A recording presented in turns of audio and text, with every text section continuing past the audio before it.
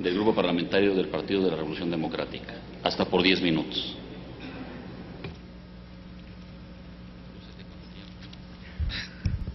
Con su permiso, señor presidente. Señor secretario, como senador por el Estado de Guerrero, sé que el senador Sofío Ramírez y el senador René Juárez, sin duda alguna, le tomaremos la palabra en el trabajo y le agradezco el comentario. A nombre del Grupo Parlamentario del Partido de la Revolución Democrática, me parece que es indispensable retomar la razón para la cual usted está citado el día de hoy y que motiva que estemos hoy escuchando precisamente su participación en esta tribuna. Lo que venimos a escuchar es la glosa del informe de gobierno. Como se ha dicho, lo que queremos es saber y escuchar de parte del secretario de Hacienda qué es lo que ha pasado con el ejercicio fiscal, con el esfuerzo hacendario, desde que esta administración tomó el poder, desde que esta administración ha llevado a cabo las acciones administrativas y ha tomado decisiones. Y nos parece indispensable subrayar el motivo por el que estamos el día de hoy aquí, porque es preocupante la situación que guarda la economía. El ajuste público que usted hiciera recientemente de una primera proyección de 3.5%, que era lo que originalmente se pensaba que crecería la economía, a 1.8%, pues requiere por sí misma una explicación a detalle y que las senadoras y los senadores podamos tener información contundente sobre cuáles son las causas y especialmente cuáles fueron las decisiones que se tomaron para llegar a esta situación. Si es que se tomaron decisiones preventivas, saber cuáles son; si es que no se tomaron, saber con toda puntualidad qué fue lo que ocurrió.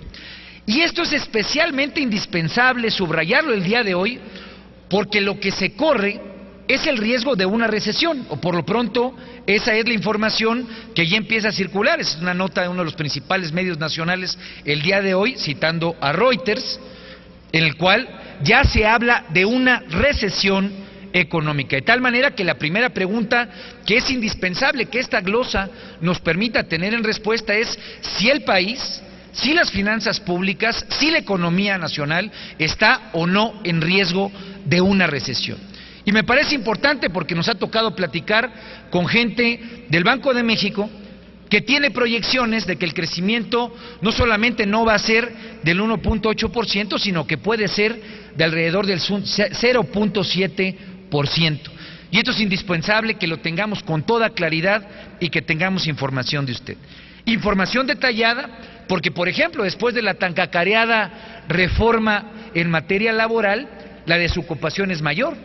Una vez que ha avanzado el trabajo de este gobierno, la tasa de desocupación es superior a la que imperaba el año pasado, y miren que el gobierno anterior era realmente y fue realmente malo para generar empleo. 5.39% el año pasado, 5.7% la tasa de desocupación en este momento. Y así, si nos vamos rubro por rubro, una caída por lo menos de enero a julio en la parte del sector industrial, que cayó un punto porcentual, y pues serias dudas respecto a lo que ha pasado con el sector de la vivienda. Solamente por detallar algunos puntos donde el tema de la vivienda fue una de las principales locomotoras de la economía, uno de los principales motores, pues más allá, y pese a que esta soberanía le dotó a este gobierno de una nueva secretaría para administrar con mejor visión todo el tema de vivienda y el desarrollo territorial, pues hoy el sector vivienda prácticamente es nulo en el país, o por lo menos la caída que exhibe es de 3.7% de enero a julio. Entonces ahí necesitamos, señor secretario, respuestas muy puntuales y una exposición sobre lo que ha ocurrido con la economía. Y sin duda alguna, aprovechar su presencia también. No comparto el optimismo del senador Melgar que me antecedió respecto al apuntalamiento de la economía, porque me parece que aquí lo que hay que tener no solamente es la visión de la discusión hacendaria que tenemos en ciernes, sino también tener un poco de memoria. Nos tocó, tal vez el senador Melgar no lo recuerda, pero a mí me tocó ser diputado con usted en la legislatura pasada,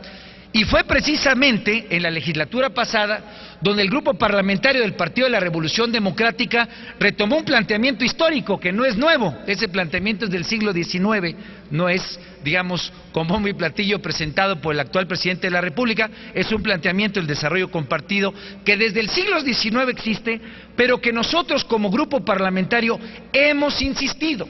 Y en aquel momento nosotros lo que dijimos es que era perjudicial para la ciudadanía, especialmente para los menores deciles, que no se cobrara IVA en alimentos y medicinas.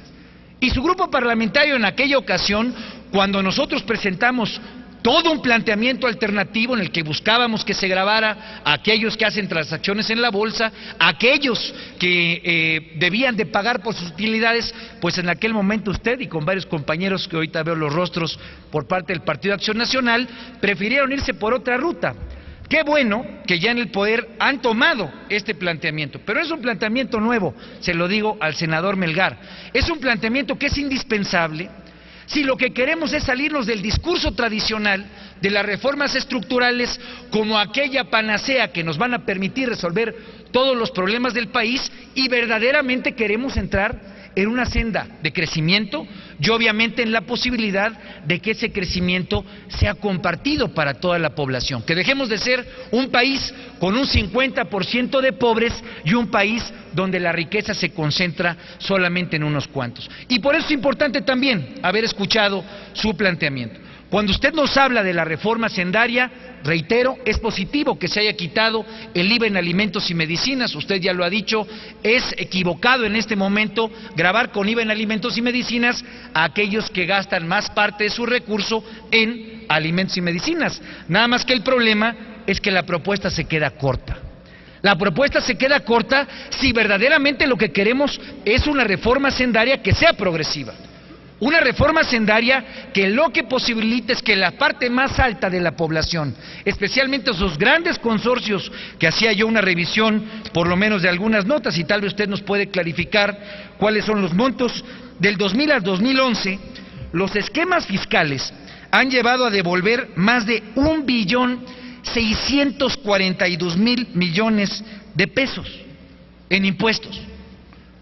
Se quita el régimen de consolidación, pero nos preocupa, y lo debo decir con toda puntualidad, que solamente sea una labor de cambio de palabras que nos lleve a un momento de gatopardismo,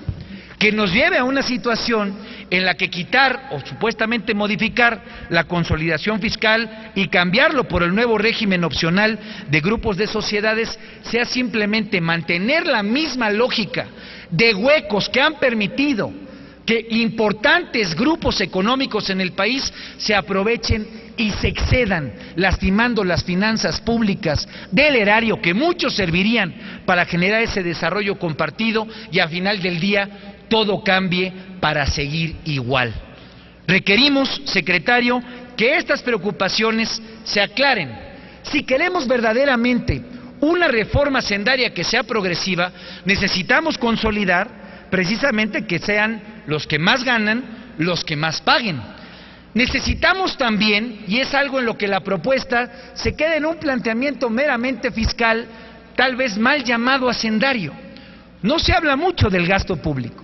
no se habla mucho de hacia dónde queremos dirigir ese gasto para garantizar, pues no tal vez el subejercicio que desafortunadamente ocurrió en el aprendizaje de los primeros meses de gobierno, sino verdaderamente un ejercicio presupuestal que permita a través de la inversión en infraestructura, que permita a través de ese gasto que es el que genera empleo y que se puede direccionar territorialmente, especialmente en este momento tan preocupante después de los huracanes que hemos vivido, pues garantizar no solamente un sano ejercicio del gasto público, sino garantizar que verdaderamente lo que genere sea el ciclo,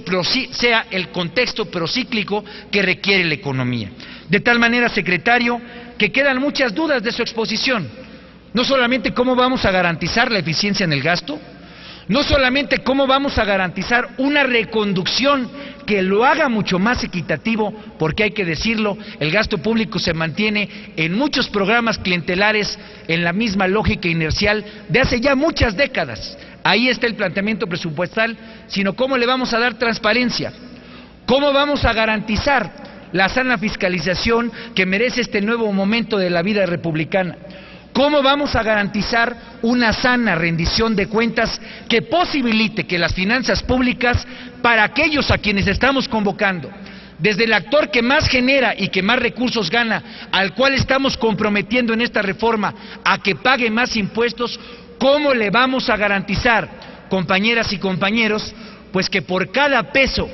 que le ponga al erario federal haya un claro escrutinio y no se vaya en corrupción? Quedan muchas dudas, señor secretario, y espero que en el contexto de la glosa tengamos respuestas. Es cuanto, señor presidente.